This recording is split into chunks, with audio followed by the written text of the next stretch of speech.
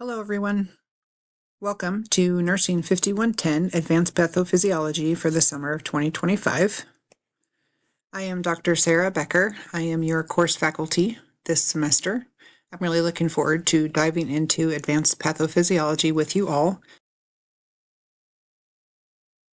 This video is our orientation to the course. We're going to cover the course layout, talk about a couple different components so that you guys can get launched on the right foot, and then we'll essentially lead into chapter 1.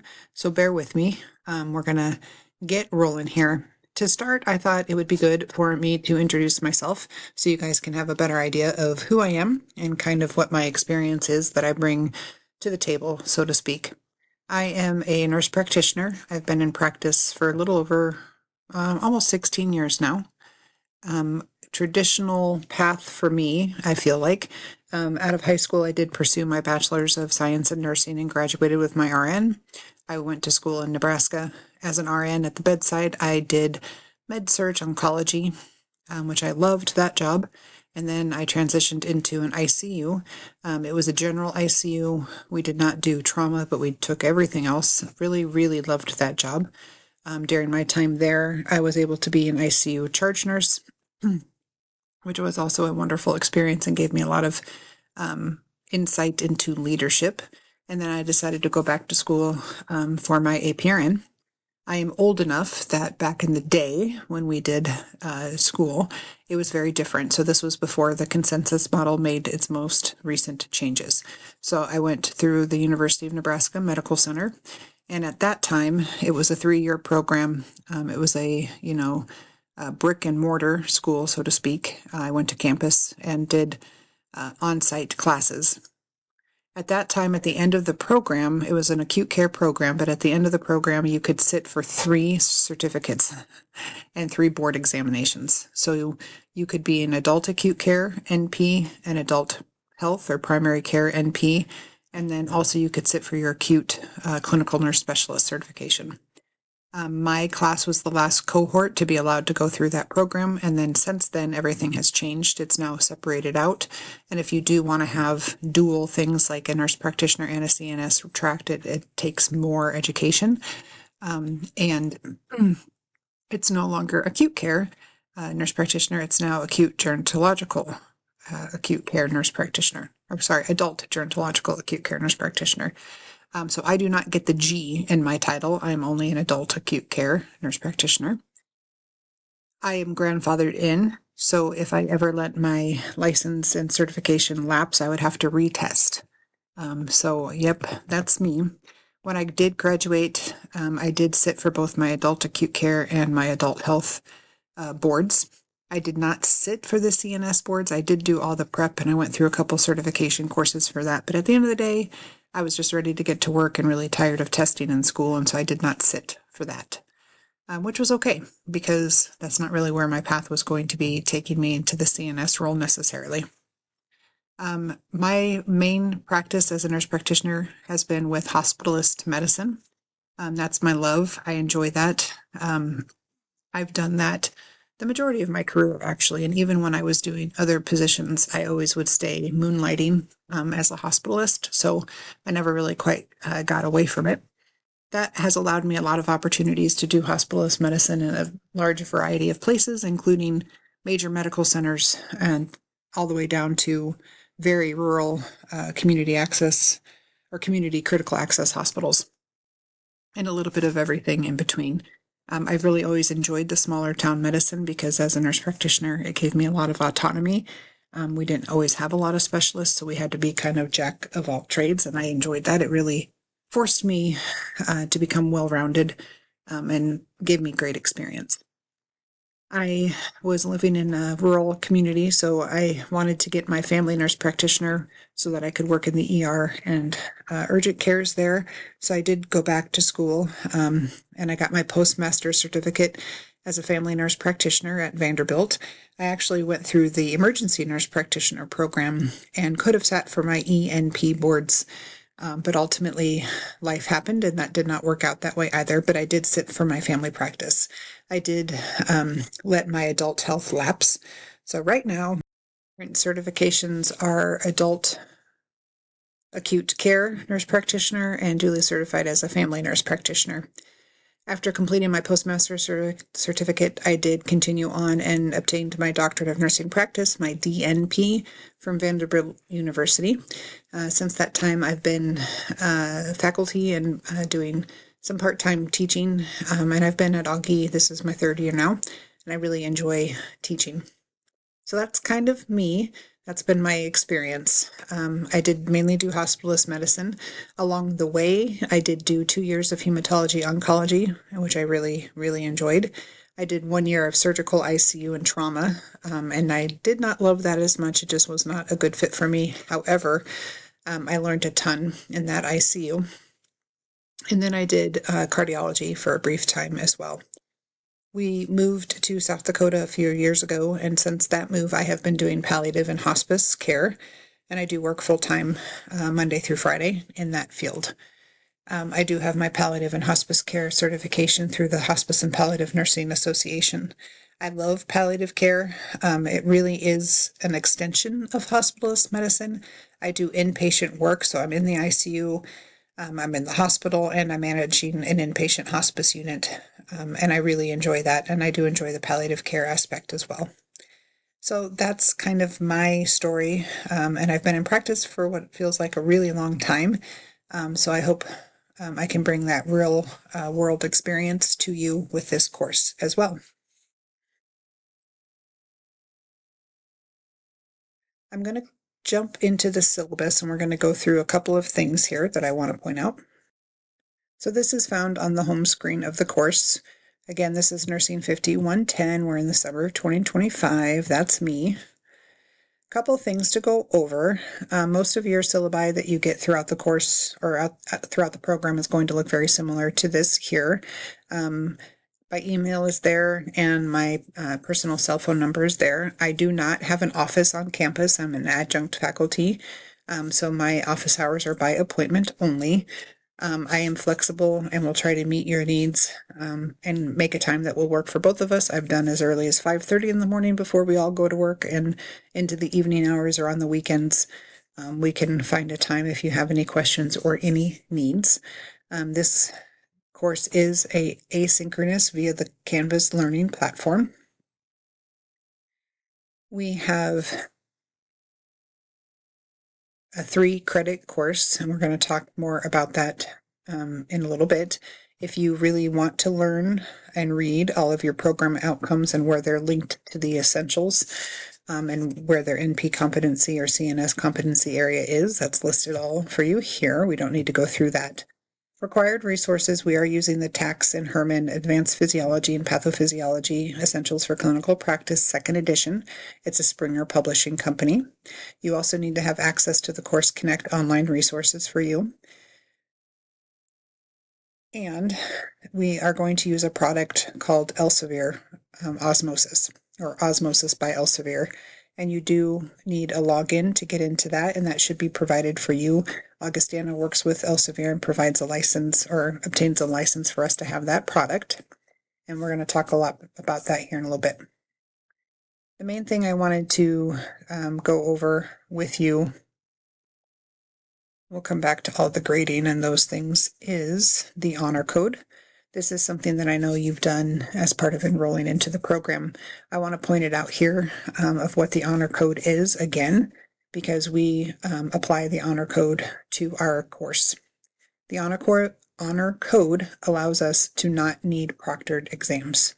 So every time you log in to something and you are submitting an assignment, it is on your honor, and you are promising that the work that is done has been honest to the best of your knowledge, and that you're not plagiarizing or working with others, and that you, on your integrity, can give us your word that you are doing that. If we were to ruin the honor code, then we would have to proctor exams or moderate exams, and that makes your life 1,000 times more difficult. It makes my life 100 times more difficult. So please be aware that we do trust you. We do work with your understanding that you will keep your integrity and be honest and churn in honest work. So that is there as the honor code. I also want to point out further on in here that you do have a help desk for your technology assistance, so please make sure you have that, and that you kind of know how to do that if you should run into a technical problem. There is the student well-being. For those of us that are in Sioux Falls, you do have options for the campus clinic. I also want to point out that the school utilizes Sioux Falls Psychological Services, so counseling services are available, and this is for you as a graduate student as well. Your mental health is incredibly important to us, and oftentimes we can find ourselves getting pretty stressed when we're in a college or a graduate school program. And so please know that Augustana supports you in your mental health. You can always reach out to one of the faculty or staff as well if you find yourself struggling. We don't want you to become so stressed and agonize over school that your mental health suffers because of it. So I did want to point those things out as well. There's a section in here on civility. Whether interacting in the same space or online, we are each held to the same level of respect and civility that we expect from our classmates and faculty in return. And that also carries over into the online platform. The section here is about academic dishonesty. And again, please read that and be familiar with this. As a syllabus, this is kind of the handbook of the course, so to speak. So you are responsible for all the material that's in here, but I'm not going to go through all of that right now with you. But I did want to point that out. Easiest way to get a hold of me is through email. Policy is I have 24 hours to try to respond to your emails is what I try to strive for. If it's on the weekend, I may not get back to you until Monday. If you have some kind of crisis and you're trying to get a hold of me, please call me or text me. If you have an email that's kind of urgent, like you're really struggling with a question and you're getting ready to take your exam and you really are anxious to get a hold of me to ask a question, you can shoot me a text message and say, hey, this is Susie, and I've sent you an email about a question that I'd like to have answered before my exam, and I'll work the best I can with you to get back to you. I try not to have phone calls or texts during the day because I am at work, and I really try to limit the use of my cell phone during my business hours. Please read the syllabus again at your leisure, if you will, and go from there. I want to talk a little bit about the structure of the foundation courses as you move through this program, so that we can all be on the same page and have a better understanding. And I know you may hear this a couple different times to explain this, but let's go through it here. You are going to complete what we call the 3 Ps, so advanced patho, advanced pharm, and advanced physical assessment.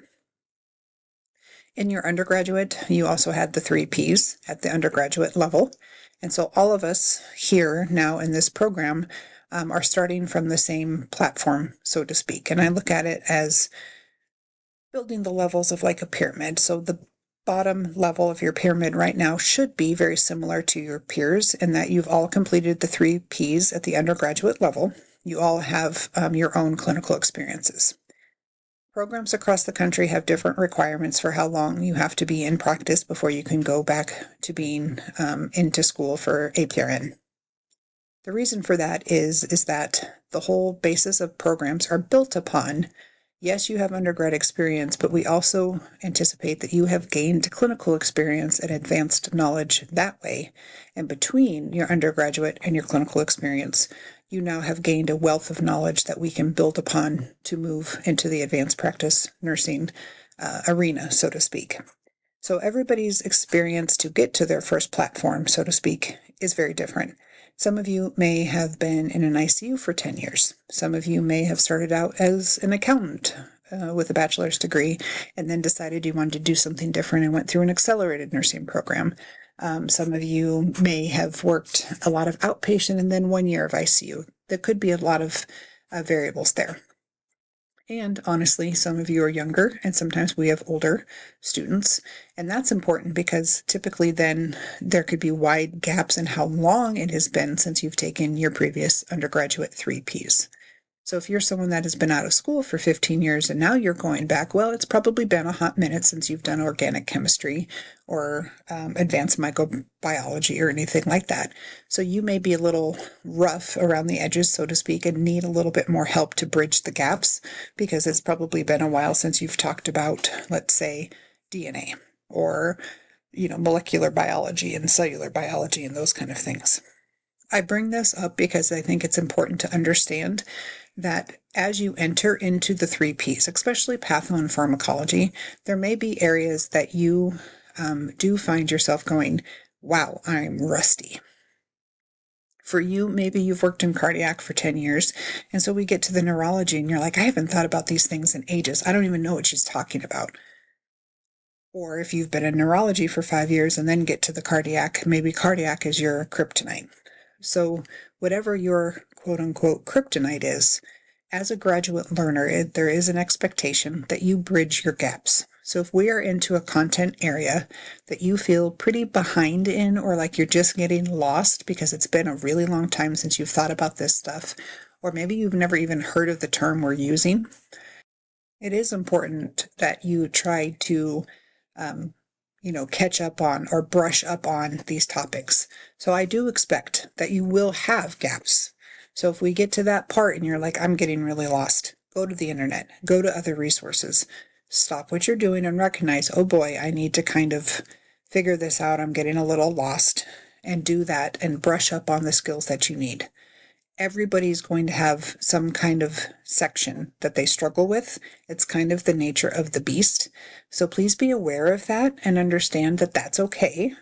You need to pause, you need to get brushed up on it, and then you need to proceed. If you do all that and you're still feeling incredibly lost, of course you need to reach out, and we need to help figure that out, because I'm here to help you guys succeed for this. But I want you to know going into it that there may be times you certainly feel, holy moly, I'm not even sure what she's talking about. Take a breath, take notes, pause, go do your own kind of deep dive and figure out what you can figure out, and then go back and read it again and work your way through the material. Okay. So at the level of the graduate program, we expect that you have already learned a significant amount of the basics with your first go round of undergraduate 3Ps. So we do not spend a lot of time going back and reviewing basics. The assumption is that you've learned it once and you've been out in clinical practice, you know it, and we are ready to move to higher or more information at the graduate level. So there's not a lot of go back and review a lot of the basics. And so the assumption is that you understand the basics. If you feel like I don't remember the basics, go back and brush up on the basics, okay? You will probably have a chunk of material that you're like, I need to brush up on this. It has been a really long time. So it's important to understand that that is how the program is made. We are not in medical school, right? We don't have 4 years of undergraduate to deep dive into pathophysiology. We recognize that you are already seasoned nurses and you already bring to the table real world experience and your undergraduate knowledge. So the assumption is that you are firm and solid in that first layer of your pyramid, and we are going to build on top of that. So right away when we get into patho, we are now building, if you will, on top of your undergraduate and real world experience.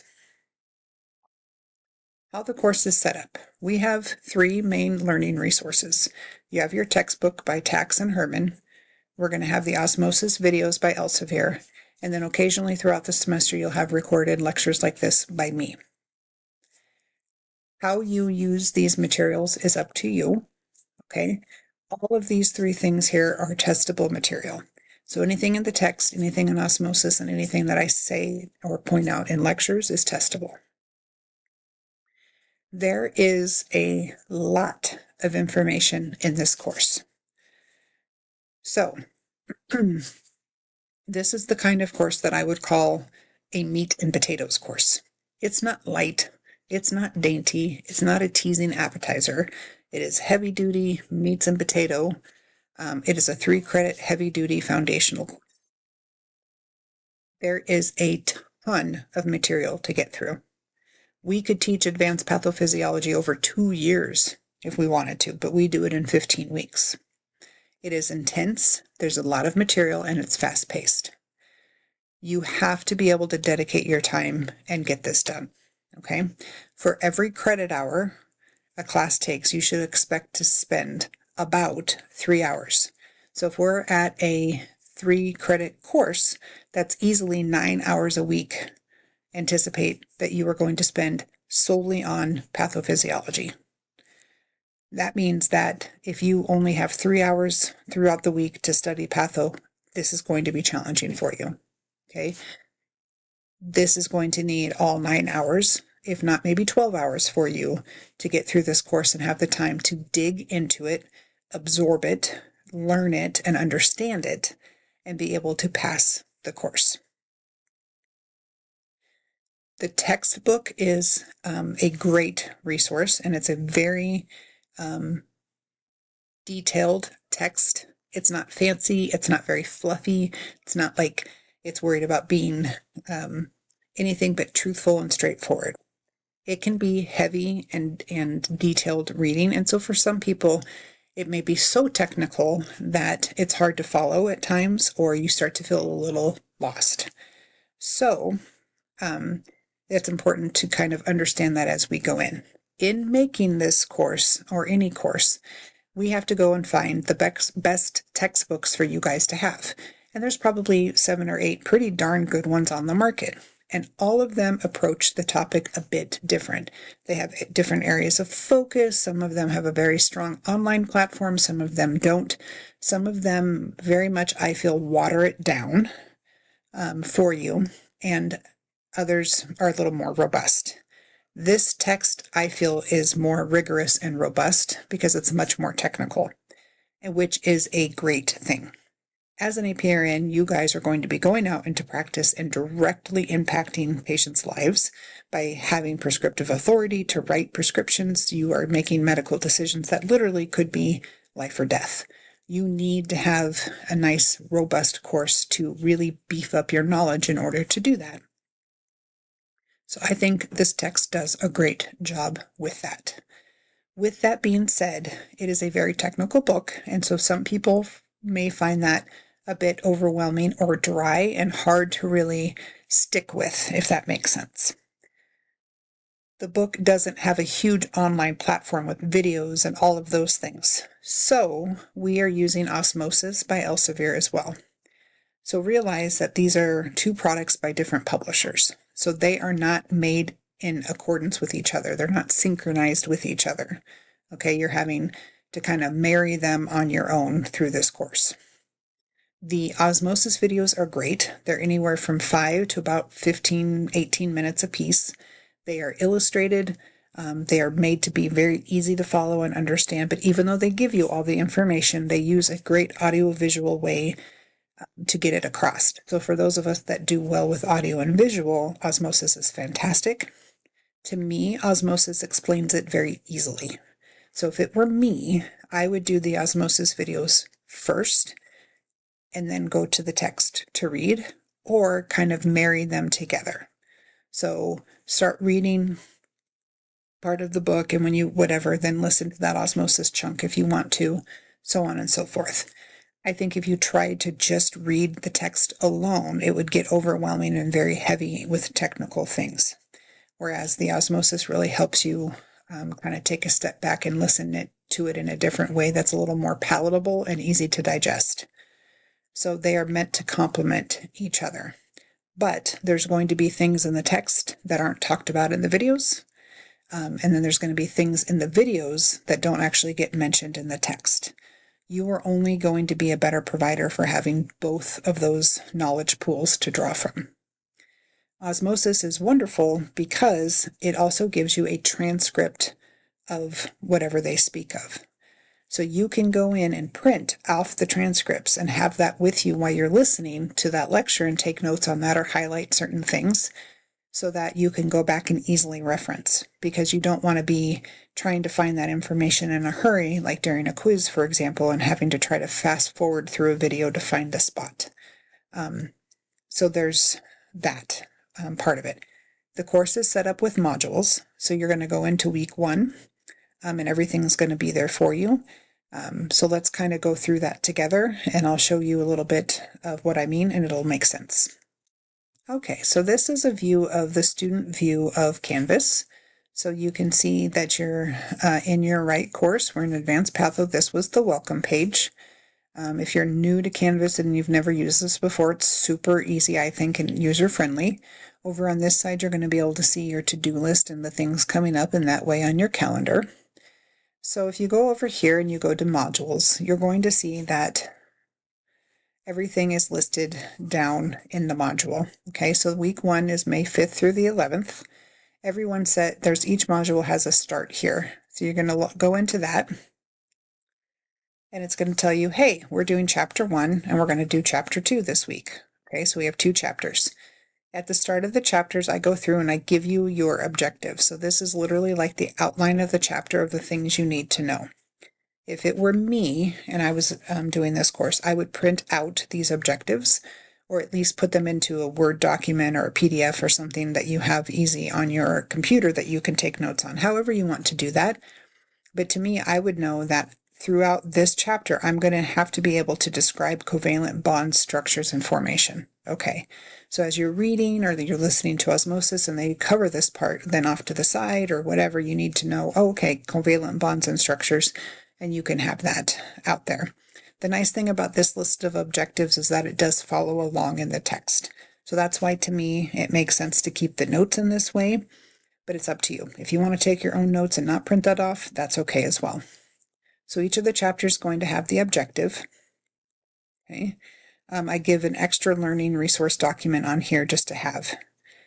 After you read the material, or before, however you want to do it, I say, oh, look, here's the osmosis videos here as well. I did do some lectures on this chapter.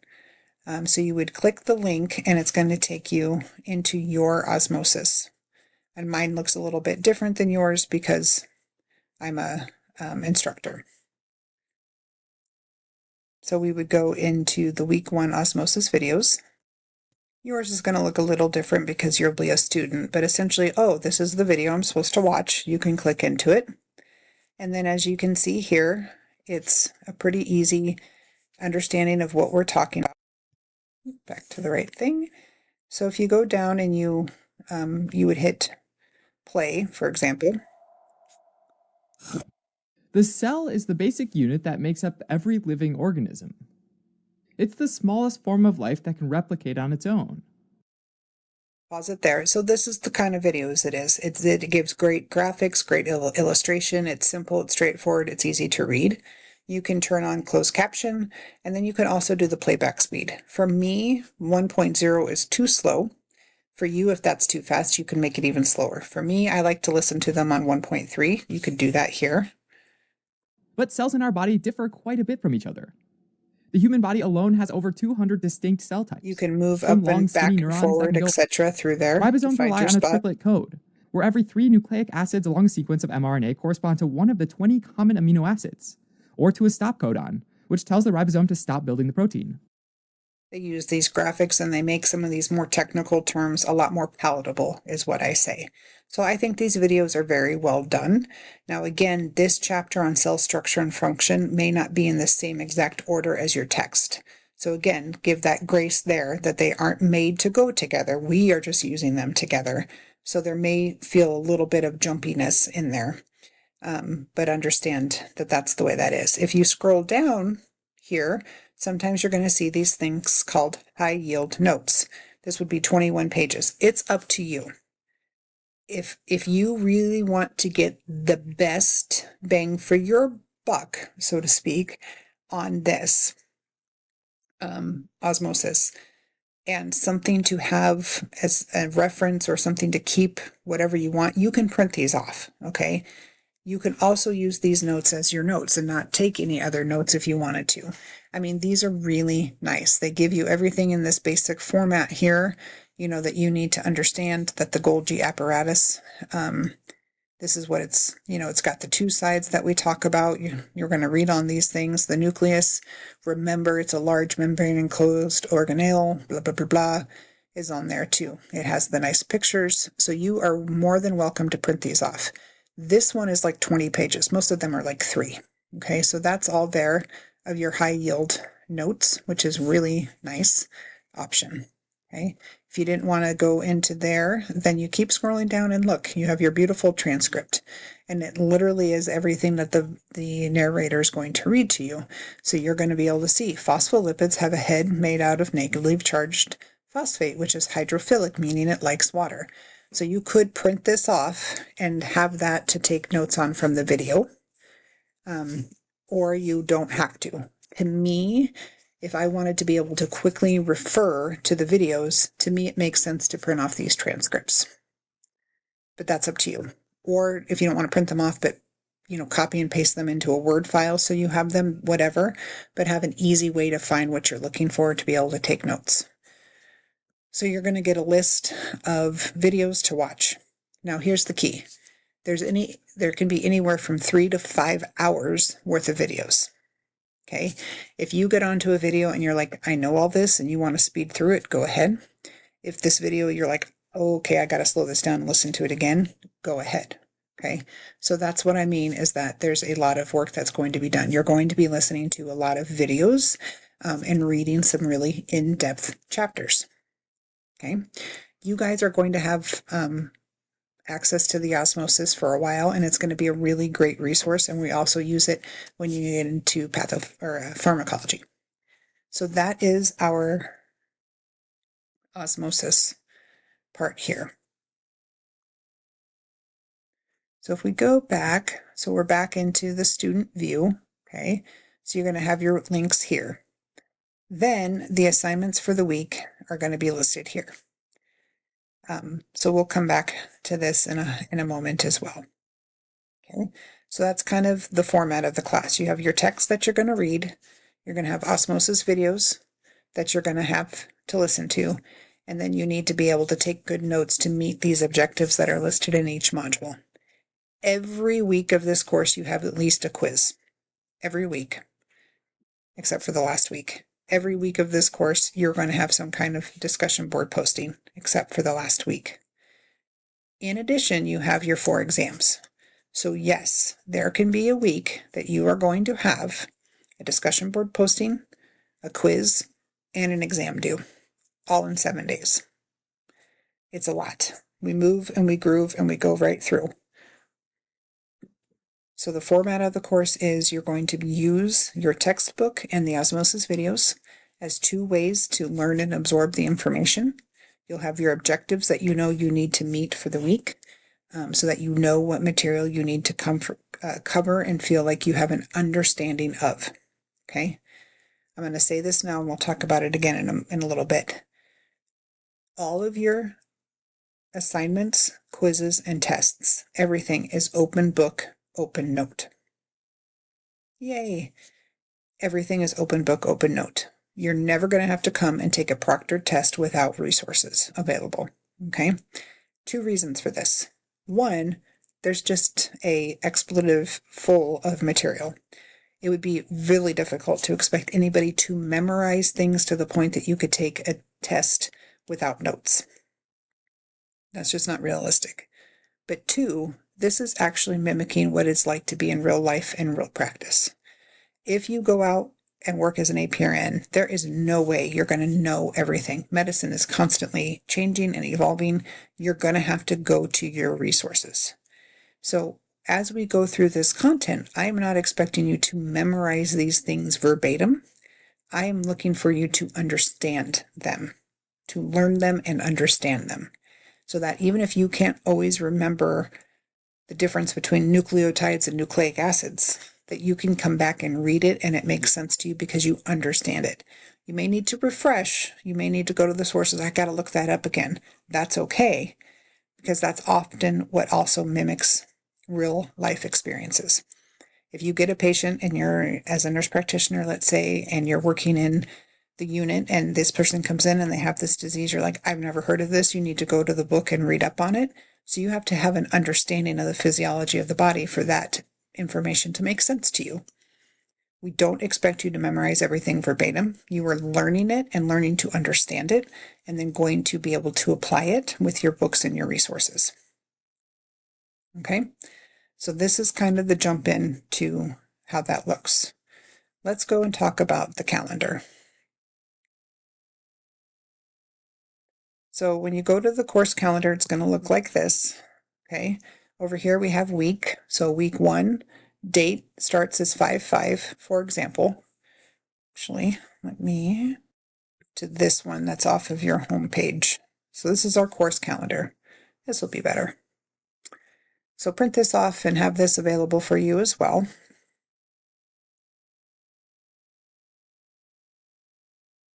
So this is what it looks like on your post in Canvas. So each week, these are the dates that we have. So week 1, this is the week, chapters we're covering, and then over here is going to have your coursework and assignments. This week, I'm going to have you do an introduction discussion board, just for us to get to know each other. It's not going to be graded, but it is due on 5/9/25. You're going to have your osmosis playlist to listen to, and you're also going to have a quiz on chapter 2, due Sunday. Quizzes are always due on Sunday unless it's a week that we have an exam. Then I ask that the quizzes be done on Saturday. The reason for that is that then I can get you the right answers so that if you wait and take your test till Sunday, you have that access to have the answers to the quiz. Okay, so every week you have chapters to read, an osmosis playlist to listen to, and then some kind of assignment and discussion board. So on week 2, we're going to cover chapter 3 and 4.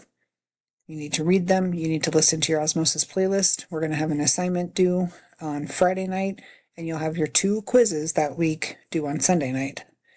This, in my opinion, these chapters here were the hardest in the way of I needed always a lot of refresher in molecular biology and cellular physiology, right? It had been, a while. Every time I go through this, I feel like I'm learning it again for the first time.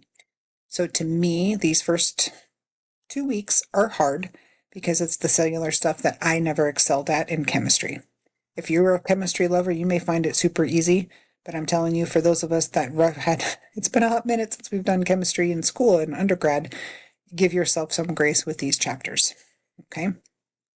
And then we're going to do chapters 5 and 6. After this, we try really hard not to do 2 chapters, but again, we only have 15 weeks to get through all of the material. So after your 3rd week, we're going to have an exam, as you can see here. The colors indicate that this is all one section, and then the next section's in blue. And you do have an opportunity for extra credit that I'll talk about here in a little bit. So then once this exam is done, it's going to be comprehensive over this section, 50 questions, open book, open note. It is timed, and you have 2.5 hours to do it, and that's it. It's one attempt only.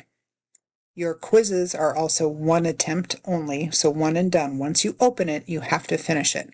However, it's not timed. So if you have it open for 5 hours as you're studying and you're trying to do it and that works for you, go for it. But remember, if you get kicked out, logged off, whatever, it's not going to let you back in. You get one time to do it, but you can take as long as you want. And then the day after the quizzes are done in the morning, the results will be posted for you to know the right or wrong answers. So then the next section here is in the blue, and again, you have all of this stuff, and then we'll have another exam, etc. Okay. I want to point out that, sorry, I'm looking for my neoplasia, blood and clotting. Where did it go? Oh, yes. Here we go out of order a little bit. So we 10, 11, 12, 13, and 14 together. Then we skip to 17. And then we go down to 15, 16, and then your final, okay? To point this out here, I put this one on 17 as endocrine. Big quiz with 94 questions, so give yourself plenty of grace, because that's a lot. But this is diabetes and all of the endocrine disorders, and it's just a huge section of material, okay? Your last week, you'll have the final and the option to finish your extra credit. So that's our course calendar. It is busy. It is a lot. There's a lot to go through.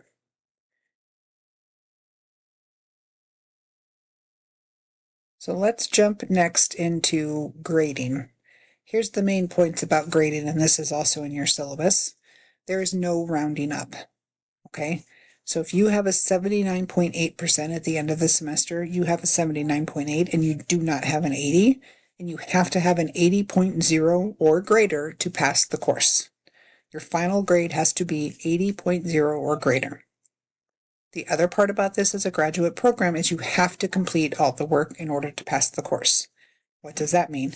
If you are lucky enough that you're super brilliant and you're getting straight 100% on everything, and you realize, oh, there's 2 quizzes left and 2 discussion boards left, I don't actually have to do them. I could get zeros and I'll still pass the course. So I'm just not going to bother.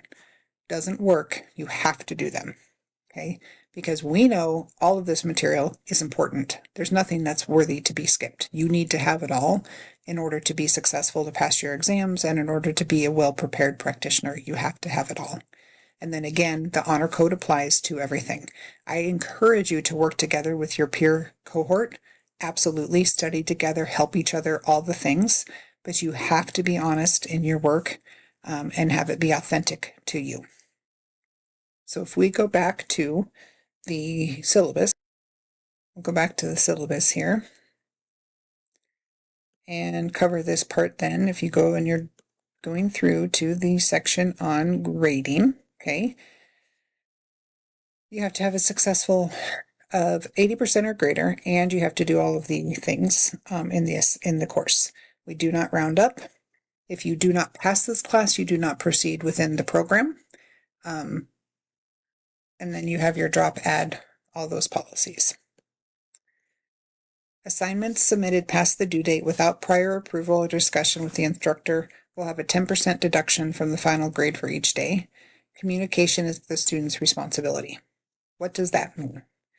Here's my little soapbox on this, okay? I want to see you guys succeed. And in order to do that, we have to be flexible because life happens. I have 7 children. I have had children in undergrad. I've had babies in undergrad. I've had babies in my master's, and I've had babies in my doctorate program. I still have children in every grade: college, high school, middle school, elementary. Okay. I know what it is like to be a very busy person with life, children, a job, going to school, all the things. So I share that with you. I have been in your shoes a lot of different times in my life, and it can sometimes be a million things to juggle. Okay. If you have unexpected and unanticipated things happen to you, right? Like you get the flu. God forbid you lose a loved one during the semester. You have a major crisis in your family. Something happens. It's unexpected. It's unanticipated. Life just threw you a curveball. I will work with you on that.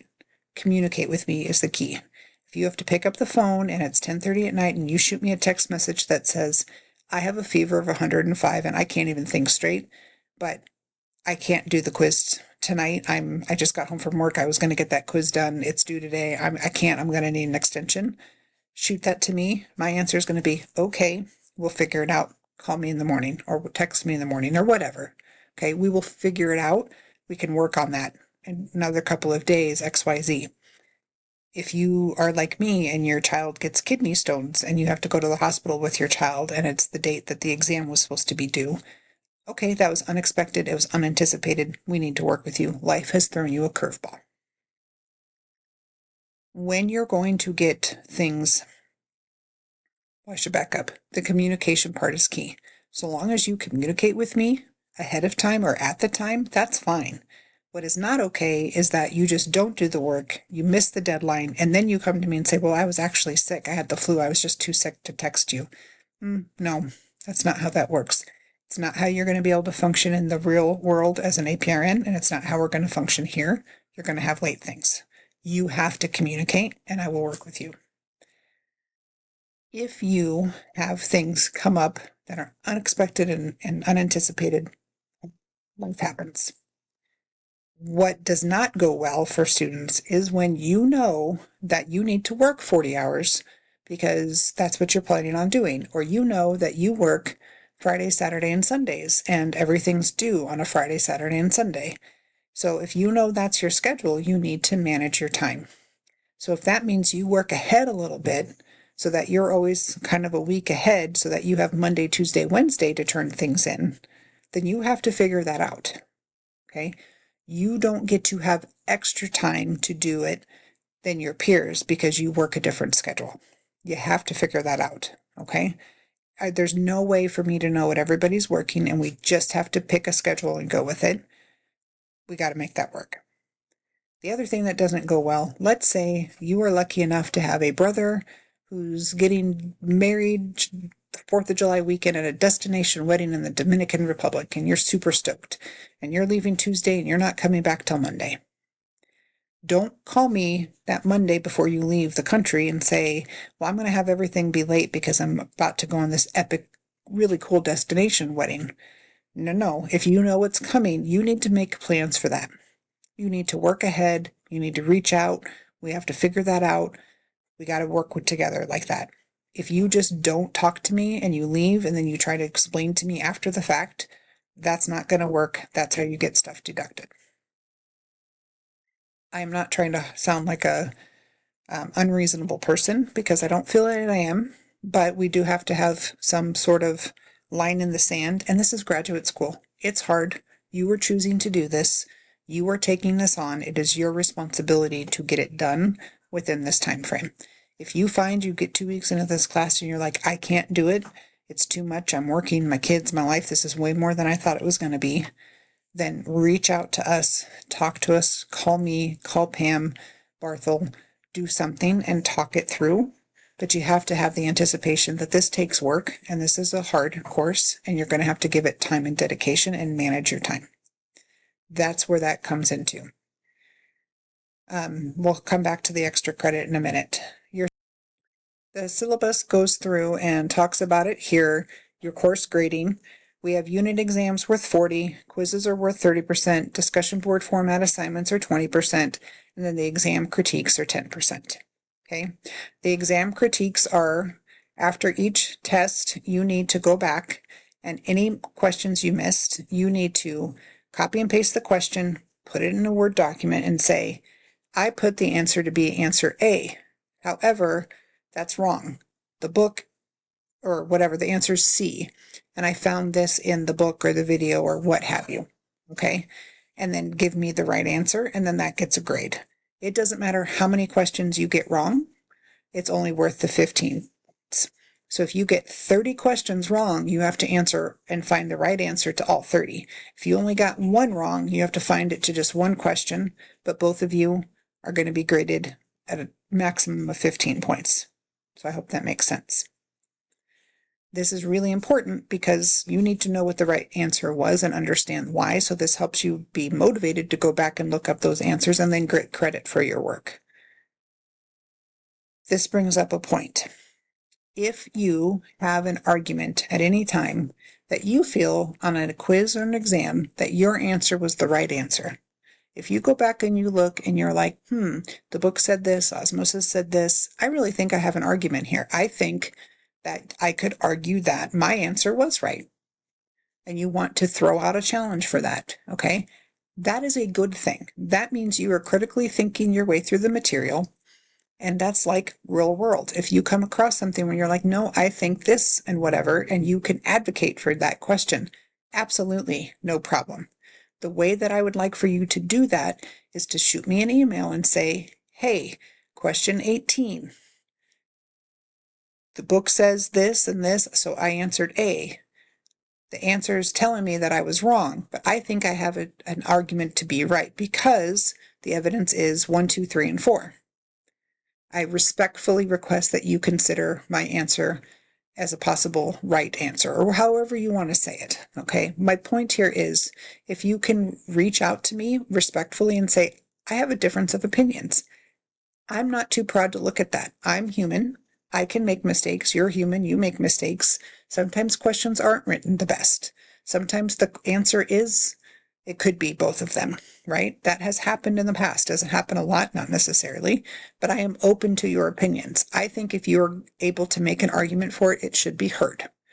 What needs to be done is to be asked to be heard in a respectful manner of your instructor and shoot me the email with your justification and your reason. Now, you may go through all that, and at the end of the day, I may say, no, I disagree with you. The answer is D. Then that is what it is, right?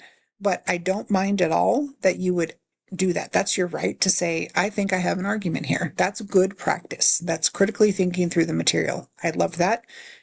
Write me an email with your evidence of why and where you found that and why you think you should be heard about that argument, and we'll go from there. I'm not saying I'm going to give you credit just because you disagree with it, but that has happened where I was wrong. And actually, that question wasn't written well. Or you know what? You're right. It could be either one. So those things can happen. Okay. That's kind of our grading policy. You have to have an 80%. You have to do all the work. And you have to do the exam critiques. And then remember that the exams are weighted to be the heaviest portion of your grade, followed by the quizzes, followed by the discussion board formats, and then the exam critiques. Okay, discussion board format. I say that it's a discussion board, but it's not actually a discussion board. So I'm going to go back to a student view. And when you click into the discussion board, it says that you're going to have a couple of questions. So for example, let's say you answer these questions as short answer questions. You're going to post directly into the discussion board. Once you post, you can see other people's replies. So if the question is, select one of these, either hexose or ribose, and describe its structure and function, XYZ. So you're going to say number 2, I pick ribose, and you're going to do it. You're going to cite your APA resources, and you're going to give your answer to the question posted directly in the discussion board. So once you post, then you can go in and you can see how others answered that. You can say, oh, I chose hexose, but they did ribose. I want to see what they say. It's only going to help you get new perspectives or different thought processes.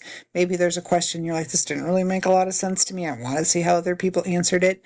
So you can go into the discussion boards as an option to also review material and see how other people described it. Maybe you read someone else's answer and you're like, wow, that was really well written. That makes sense now. Okay. So on and so forth. So that's the reason for the chapter questions that way.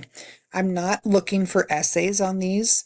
Sometimes you're only going to write 2 lines. Sometimes maybe you need 5 lines to explain the answer. I'm not looking for a formal paper, right? This is an assignment. You're going to turn it in. I grade it. There's a rubric. It's worth 15 points. You don't have to look at anybody else's. If you never want to go back in and see what anybody else posted, that's fine. This is just a means to give you a little bit of a different perspective on some of the topics. But each week you have the assignments with the discussion boards that you go in. So they're in this format, but they're not always, where you're actually discussing things back and forth with other people. So like week 3, you could click in and you're going to have, okay, for chapter 5, I need to answer these 2 questions. So one like this says, select one of the bacterial pathogens in the book and write a brief overview. So if you pick this pathogen A and your classmate picks pathogen B, and you're able to read each other's synopsis of those different pathogens, it only helps you learn the material better. So that's the discussion board. Every week you have discussion boards. You have to post it in there. And whether or not you want to look at anybody else is up to you. Okay.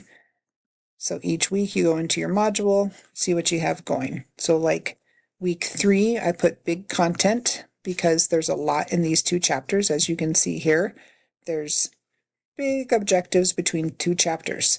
This is going to take you 9 hours to do. Okay. This is a lot of material.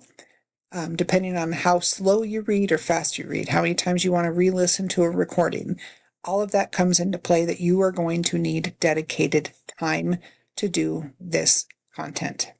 If you have, let's say, 4.5 hours of videos, and then it takes you your reader that takes 2 hours, well, now you're at 6.5 hours that you've spent. And then you need to do your discussion board, and then you need to do your quiz, and maybe you have an exam. You're easily hitting 9 hours. Okay. So you have to give yourself the time management to pass the course and do it well. Okay. A lot of material even to talk about right now.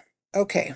Next thing, when you go to your modules, when you go down to the module that has the exam, so week 3 is a huge week.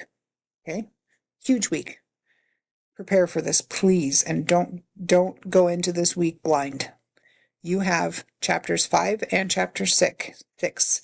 You have your discussion board questions. You have 2 quizzes, and you have your 50-point exam.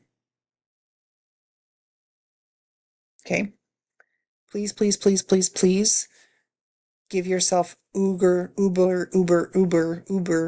of time this week. If you need to give yourself 15 hours this week, you got to plan it into your week to get this week done. Okay. I'm going to leave the student view for a second once I haven't posted all of the extra credit yet. Okay, so you're going to see this that says extra credit section 1. This is how your extra credit works. Please perk up your ears. Your exams are 40% of your grade. That's the largest portion. So, in theory, if you didn't do very well on one exam, that could cause you some major anxiety, because then if that's 40% of your grade and you really tanked it, it's going to be hard for you to keep bringing that grade up. So I build in an extra credit option for you. It's completely optional. If you don't want to do this, you don't have to. But please listen to the details of how this works so that you don't hose yourself in the end. Okay? For extra credit for each chapter, I have given you additional short answer / essay type questions to answer. You don't have to do them. If you do them, you're just going to learn the material even more, right? You're not required to, though. The questions are going to be just like your discussion board where you had 1 through 3. Now I give you another 3, for example. Okay. The questions for the chapters covered in that section are due at the time of the exam for that section. You will not be able to receive extra credit for questions submitted late. So if we're in the end of July and now you're like, oh my gosh, I might not pass this course, I need that extra credit, you can't go back to section 1 to do that extra credit. That ship has sailed. So if you really want that buffer and you really want that great grade, then this is your option, that you can do this along the way and turn it in. Maybe you end up not needing it and you were going to be a 99% anyway. But if you want that buffer and that assurance, this is how you can do it. Here's the caveat. Each chapter, no matter how many questions there are on that chapter's extra credit, the most you can get is a half a point for that. So if a chapter has 3 questions and you answer them, you will still get half a point. If the chapter only has 2 questions and you answer them, you still get half a point. Here's the deal. I am not looking for absolute perfection. So if you answer it and it's not exactly correct, a little bit is off, you didn't quite get it, or there's a part of that I would say, no, that's not really true, it's actually da-da-da-da-da, okay? So long as you get the general idea of it to the point that I know you're understanding the content and the effort has been there, I'm going to give you the extra credit. But you have to do it all. So if there's 3 questions and you only answer question 1 and you turn it in, you're not going to get anything. So I want you guys to hear me when I say this. In order to get the extra credit, you have to answer all the questions for that chapter, and you have to turn it in on the exact time of the due date. You can turn it in early, but I mean, you can't turn it in later than the due date. Okay, so let's talk about this. Here's your example. Let's see. Okay, so for chapter 2, there's 4 questions. So you're going to go in and you're going to write a Word document or an email to me, and it's going to say chapter 2, number 1, and you give me your answer. Number 2, give me your answer. Number 3, give me your answer. Number 4, give me your answer. Then I'm going to look at that and I'm going to grade it. And if you got the general idea, the effort's there, I can tell you put some work into it and you're in the right ballpark, I'm going to give you that credit. And if you turn this in and get it all right, you get a half a point. If you also do chapter 3 and you do it 1 and 2, you do it all right and you turn it in on time, you get a half a point for these questions. If you do chapter 4 and you do them all on time and you get them right, you're going to get another half a point. So in the first section, there's chapter 2, chapter 3, chapter 4, chapter 5, and chapter 6. So that's 5 total chapters worth. So if you do all of these questions as you're learning the material and you turn them in on time, you have the possibility to obtain 2.5 points of extra credit just on section 1. Okay? So listen to this. At the end of the semester, the most that anybody can get is 8, because there's 16 chapters that we can do extra credit on. And so if you do all of the chapters and you do all the questions for all the chapters and you get a half a point per chapter, the most you can get is 8. Your extra credit will be added to the lowest test score you have at the end of the semester, period. You can't ask me to add it to something different. You can't ask me to move it. If you do this, I'm going to go in and I'm going to say, look, this test score, she got 35, or he or she got 35 out of 50. It's their worst score. I'm going to add the 8 points to it, and now you're going to have a 43 out of 50 on that test. Don't ask me to add it to a quiz. Don't ask me to add it to a discussion board. It will go to your worst grade. If you only chose to do certain parts of the extra credit and you only get a total of 2.5 points of extra credit, I'm going to go into that test where you got a 35 and I'm going to give you a 37.5. That's how it works. It's going to essentially be graded all or nothing. You either answer all the questions for the chapter and you do so appropriately, then you get that half a point. Or you do it incompletely and you get no points. So on chapter 2, let's say you send me an email and you say chapter 2 extra credit and you only answer 1 and 2, you don't get anything. You don't get a quarter point, you don't get a third of a point, you don't get a sticker, you don't get anything. It is all or nothing. So if you want this half a point worth of extra credit for chapter 2, you need to answer 1, 2, 3, and 4, answer them thoroughly and appropriately. And if you do that, you're going to get a half a point for all of that. You either get the half a point or you don't. Okay? Please email them in a Word document to me at my email. Please don't do PDF. I'm weird like that. I like it in a Word document. And send it to me. Okay? This section is going to be due by 23:59 on May 25th. So if you do this and you're all done at May 20th, you can send it to me at any time early. I don't mind a bit. But if you go on May 30th and you say, oh, I forgot the section 1 extra credit, can I turn it in now? My answer is going to be no. You either do it with the chapter or you don't. So you're either wanting to put in this extra work in the beginning to give yourself that buffer or you don't. Makes no difference to me either way. If this is too much for you and you're already too busy and you can't find time to do this and you feel confident that you don't need it, you don't have to do it. Okay? Please reach out to me if you have a question about it.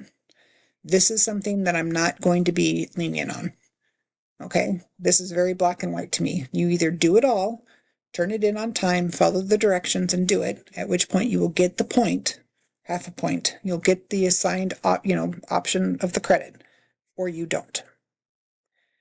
No courses are required to do extra credit. I want to do this because I realize this is hard content. So if you're willing to put the work and do this effort to learn more about the chapter to make sense to you, I think you should get the credit for that. And that way, if you do have a hard test because life happens, you didn't get a chance to study, maybe it's the first test and you're like, wow, this is harder than I thought. I didn't prepare the way I should have, or I learned a valuable lesson. I need to prepare differently. This can give you that buffer. Okay, I'll be quiet about the extra credit for now, but please reach out if you have any of those questions. So we have no rounding up. You have to do all the work. You don't have to do the extra credit if you don't want to. Honor code applies to everything you turn in to be graded. We covered the extra credit. You can't turn it in late. It's kind of an all or nothing thing, and it's due of that end of that section. Okay. Keys to success in this course is your time management, your communication, and your dedication.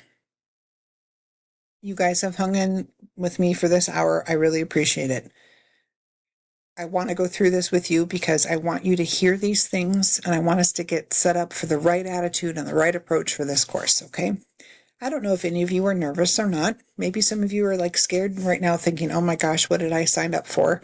Maybe some of you are like, yeah, okay, I got this. I don't know where you stand, but this is what I know.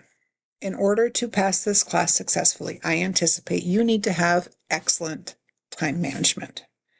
There are some weeks with big contents. Like I said, in 1 week, you have 2 quizzes and an exam. That's a lot of content.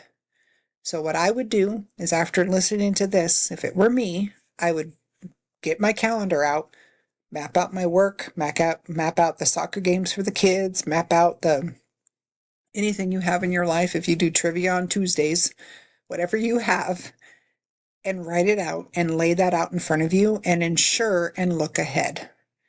If you're like, oh my gosh, I have to do 4 shifts that week, and oh boy, that's a big week. Maybe you need to trade a shift. Maybe you need to take a PTO. Or maybe you need to pay for the babysitter if you have kids. I don't know. But you need to be able to manage your time, to give you the time to dedicate to this course and dive into it. You got to put the pedal to the metal. You got to pull up the bootstraps and get into this material and just do it. There's a lot of material. There is so much to go through. There's no way to do it other than plow through it. And with your time management and your dedication, you're spending money to do this, right? You've probably made a lot of sacrifices for you, your family, whatever the case may be, to get into this program. This is a life-changing event for you.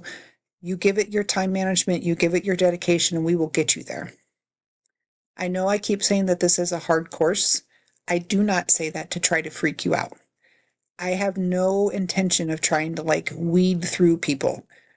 We don't try to make courses hard so that only the strong survive or anything like that.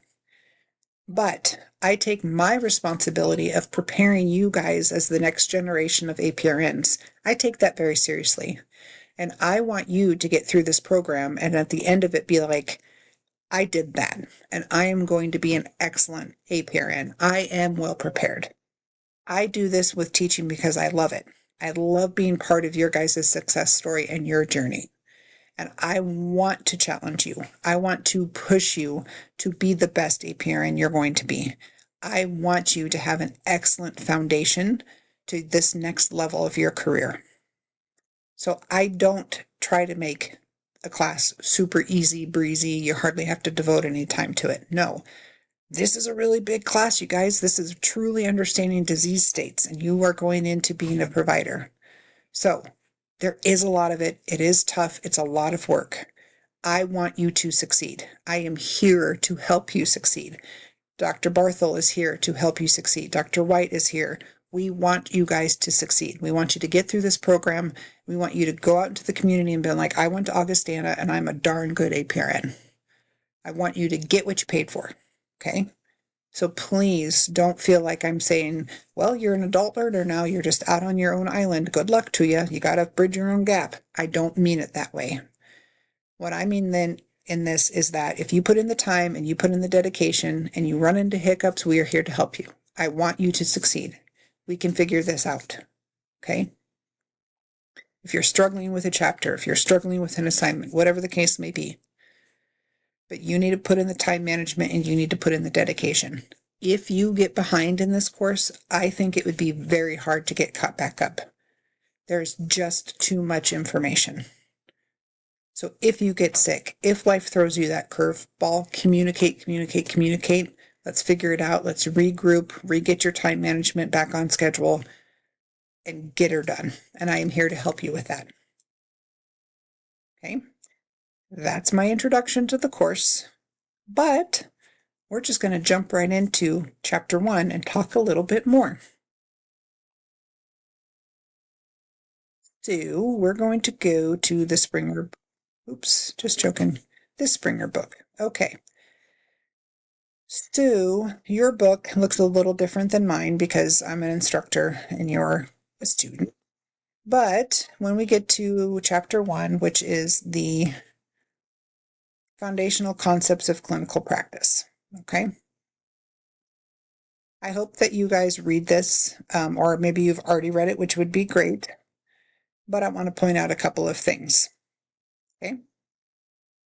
Let's just read this first paragraph together. A clinician's ability to correctly identify disease processes and develop management plans with their patients relies on a deep knowledge of the pathophysiology of disease. So this book was developed to meet that need. Physiology seeks to understand the mechanisms of the body's function, and pathophysiology seeks to understand the mechanisms of altered body function due to pathological states. People, whether patients or clinicians, often fail to appreciate the fine-tuned machine that is the human body until they experience alterations in function that lead to signs and symptoms of disease. Pathophysiology can be viewed with the same lens. Studying the manifestations of body function loss can illuminate the exquisite and intricate functions of our organs that we do not even think about when we're healthy. For every physiological function, there can be and would be possibly a pathophysiological consequence when that normal function goes awry. So clinicians in training, which you guys are well positioned to reinforce their knowledge of normal physiological principles when they are presented as the context for the disease development, as they've done in this book. Okay? So, in a disease state, when you have a pathophysiological condition, one or more of our homeostatic mechanisms has malfunctioned. So when we kept everything, in peace and harmony, something's gone awry and we no longer have homeostasis. And the organism increasingly relies on compensatory mechanisms to maintain homeostasis. So when something goes awry, our body has built-in compensations to try to keep things on track and keep going. So you as the clinician must know the principles of normal function, also the alteration of these functions during disease states, and the benefits and risks of our compensation mechanisms. This is what the point is they're trying to make. One cannot study physiology and pathophysiology in isolation. To understand the complex mechanism of the human body requires application of fundamental principles of chemistry, genetics, cell biology, and these other basic sciences. When you are in practice, you are going to have a detailed history and physical. You're going to have subjective findings, objective findings, lab results, imaging results.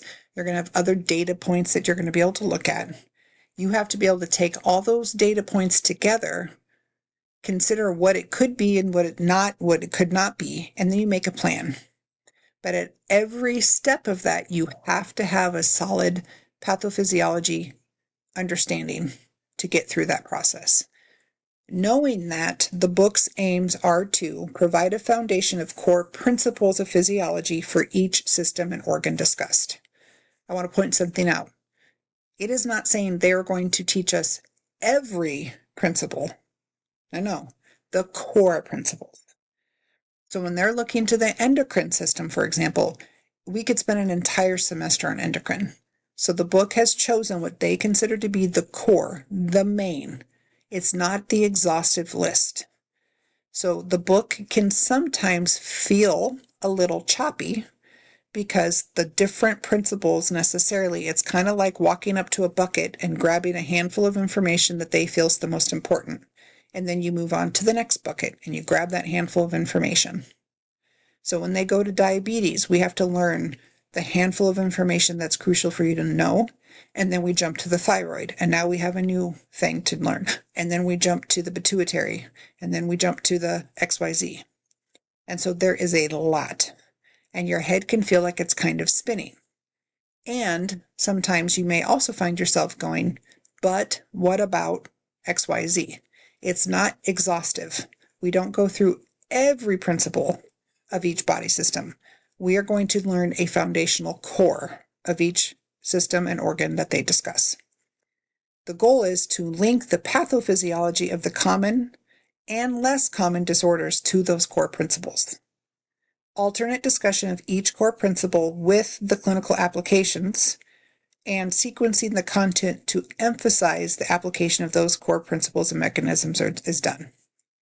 This book tries to present in-depth lifespan considerations for each system, as developed by both a pediatric expert and a geriatric expert. Okay, stop there for a second. But Sarah, I'm an adult acute care AGACMP person or AGACNS person. Yes. However, both of those allow us to go down to the age of 13. So there is a possibility you are caring for somebody who, in my opinion, has a foot in childhood, or pediatrics, I should say, and a foot in growing into an adult. We have to have a decent enough basis of pediatrics to understand those younger people that we care for, and pediatric conditions affect how they are into adulthood. So if you're caring for an 18-year-old and they're explaining to you, well, I was born with X, Y, and Z, we still have to understand what that is. Okay. So yes, is our focus on pediatrics? No. But do we ignore it completely? No. So the pediatric content is in there, and it's still important for you all to have that basis of understanding. We are not trying to make you into pediatricians, right? But you have to have that. So yes, pediatric things are covered. They want to emphasize the developmental aspects of the organ structure and function and their relationship to congenital defects and disorders that are commonly seen in infants, children, and adolescents. Plus, we want to describe organ and system structural and functional alterations of the normal healthy aging and their relationship to the disorders common in adults. So each chapter has a pediatric and a gerontological focus listed in there.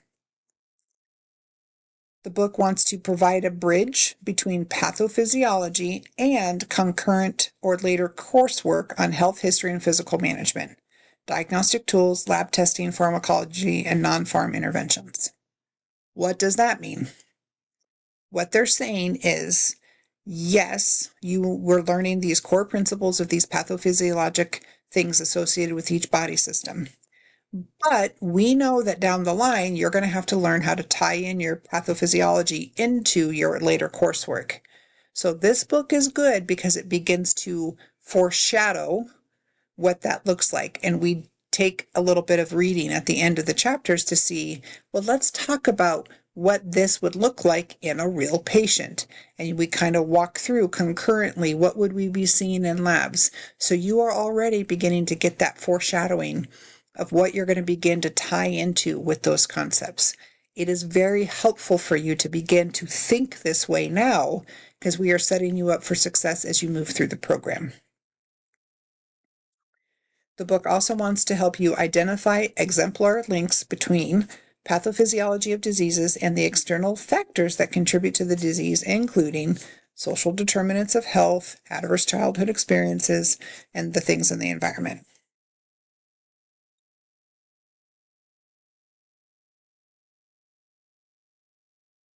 They brought people to make this book together of all sorts of specialties: nurses, nurse practitioners, physicians assistants, doctors of pharmacy, physicians, and then basic scientists. Okay. Again, at the end of each chapter, there's a highlight of pediatric considerations. Okay. And then there's gerontological considerations as well. Okay. Next part to really get into and think about here, because this will help explain why the book is the way it is. Throughout the book, they want to avoid redundancy with topics that you are going to cover more extensively. In other words, there's so much already to talk about. They were very intentional of things that they chose not to address right now, that you may be thinking, well, why aren't we talking about that? Well, that's because you're going to get it later. Okay. The example was they don't have a freestanding chapter on skin. The most common skin disorders have unique presentations that are really well described in our physical assessment books and lectures on dermatology. So the authors felt that these disorders are best covered in those books associated with those topics. So rather than devoting a big another chapter for you to read to that topic, the mechanisms of selected skin disorders are then kind of sprinkled into the context of infectious diseases and the immune system. And those are the primary origins of many skin disorders and are consistent with the approach of discussing disease states in the context of alterations of the existing physiologic principles and mechanisms. So similarly, they have selected certain common and uncommon disorders for discussion in the book because of their educational value and the way they can illustrate the underlying principle of function. Okay, what does that mean? Again, we're only hitting certain core concepts. Like they say, in many programs, we only get the one semester, making it impossible to describe an exhaustive list of diseases in detail. So they try to explore a wide range of disorders, but the approach the book takes is to provide mastery of concepts, vocabulary, and diagnostic evaluation strategies that you as the student can use then throughout the remaining clinical semesters to broaden your knowledge of diseases that you encounter. So each chapter has thought questions to immediately begin to have you start thinking that way. Points of reflection and analysis. Our questions that you answer in the discussion board and in the extra credit are also meant then to help elicit you begin to think and analyze and apply the topics that you're learning. Then the chapters conclude with key points. The key points are great. Like if you're like, okay, I'm getting ready to study for the test, and the test I'm going to take in an hour, I just want a quick review. One of the ways that I think you should look to do that is go back to each chapter and just read the key points. They are excellent bullet point summaries of the key components of that chapter. I think they're really well done.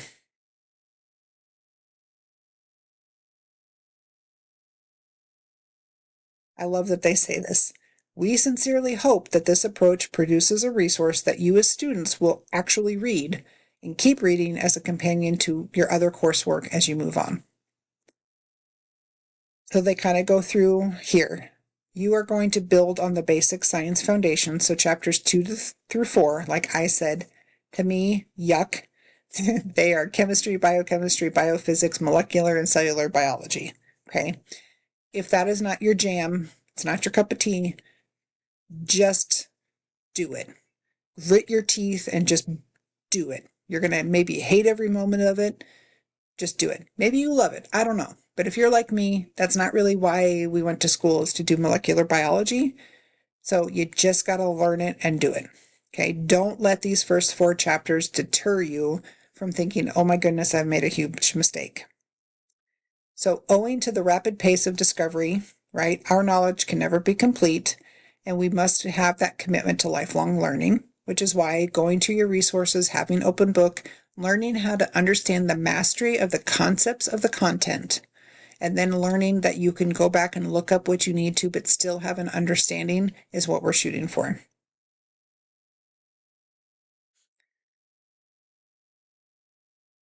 So your chapter 2 through 4, it's the basic science foundation. Again, they're assuming that you guys have learned all of this in undergrad. So if there's a concept that you're like, I have never heard that word a day in my life, I don't know what you mean. You got to pause it and go figure that out and come back and read. The other piece of advice I would give you is, as you're going through those objectives, if you get to number 17 and 18, for example, and you're like, I'm really confused, I've read it twice, I've watched the video, this isn't making sense, I would highlight it, circle it, and move on. Get through the whole material and then come back to that, because maybe after you've read other things, it will make more sense, etc. Don't die on the hill that you can't even get past question 17 when there's 30 to get through. Okay? That would be my recommendation, especially if the chapters are challenging, like with a lot of technical definitions, like chapters 2 through 4. I'm not going to read this all out to you, but this gives you a great review of chapters and what they're talking about.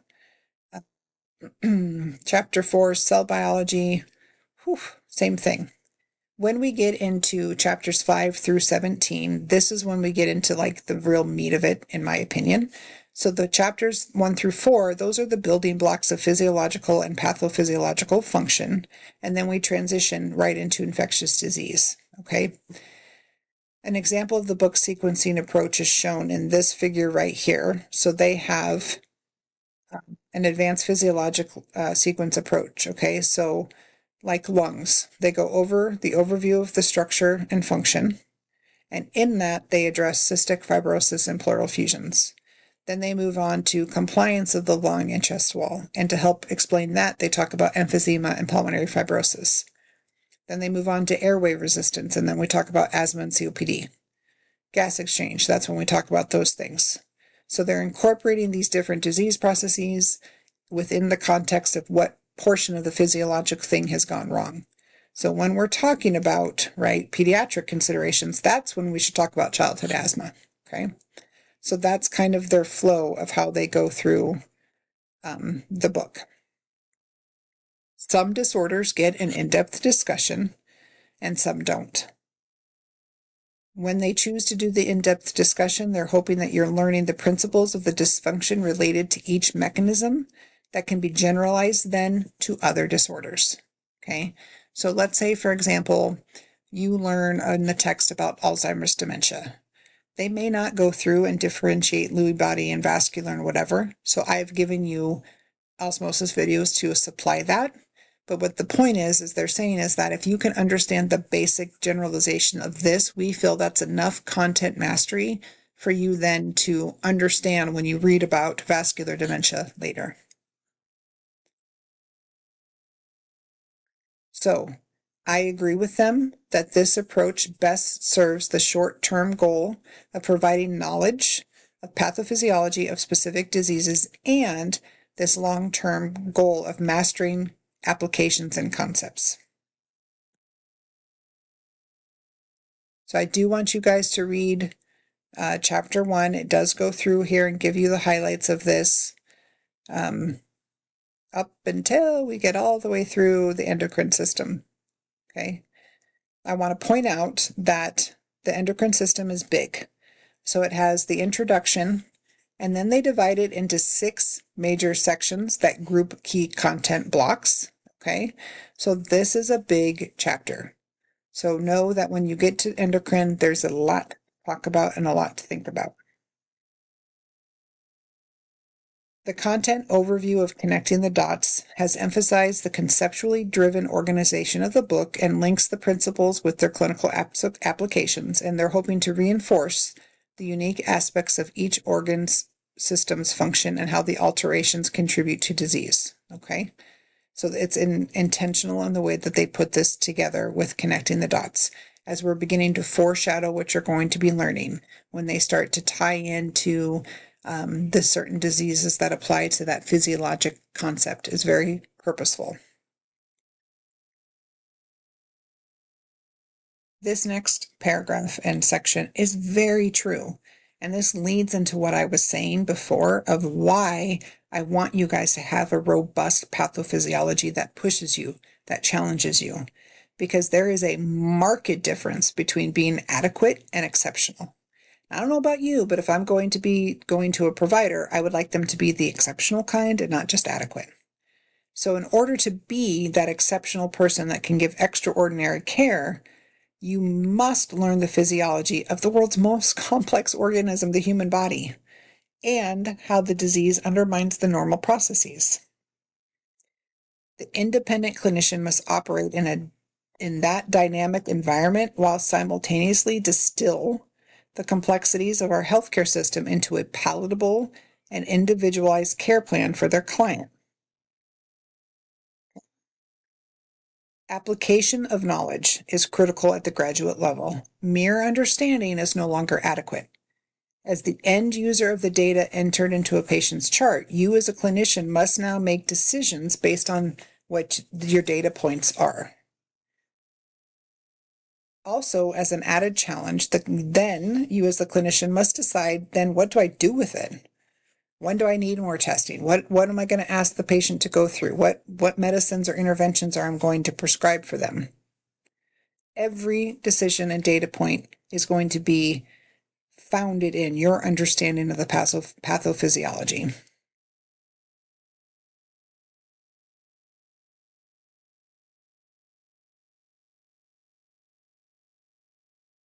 So that is chapter 1 in a nutshell. Please do read this on your own again if you haven't.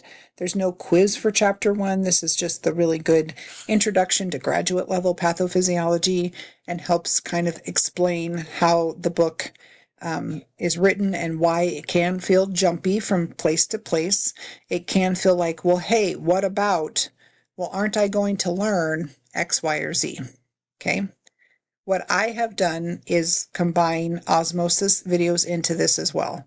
So like for that example of endocrine, I've added a couple of disease things that have 6 or 7 minute videos for you to at least have heard the concepts on.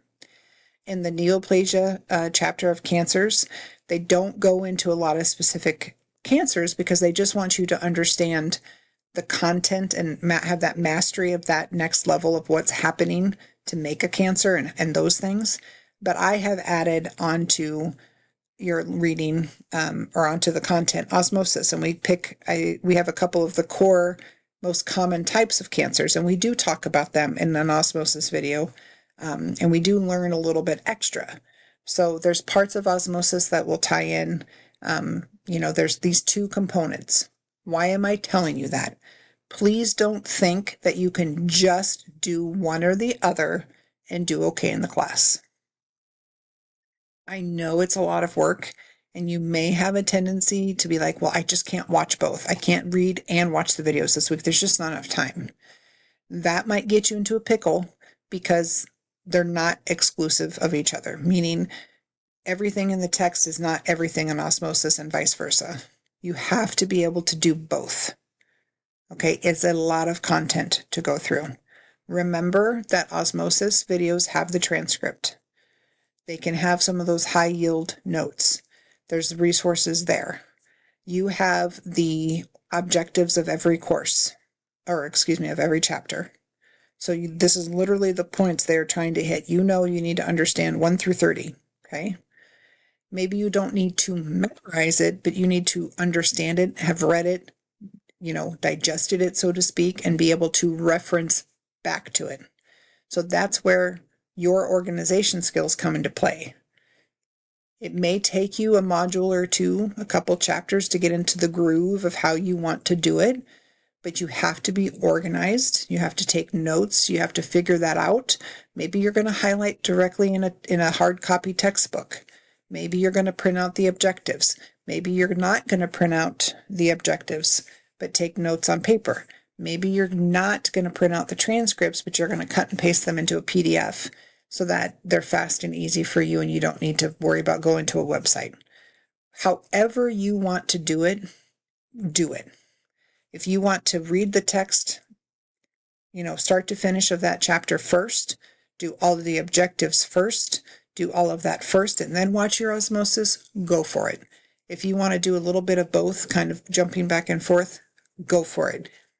If it were me, I do think that the osmosis is a little bit easier and gives you a nice refresher along the way and makes it really easy to understand.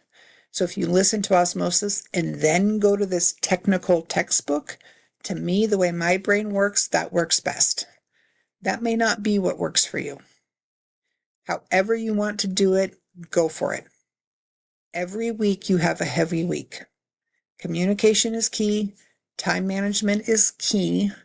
Dedication and putting your head down and doing it. And we will get you through this course, and you will be a better provider because of this course. I'm going to end my video here. Remember, this week you also have to do chapter 2, and you're going to have a quiz. You're going to have your introductory discussion board. And we just keep on rolling. No breaks. No coming up for fresh air. We're just going to get down to it. Thank you for listening. I'll talk to you all soon.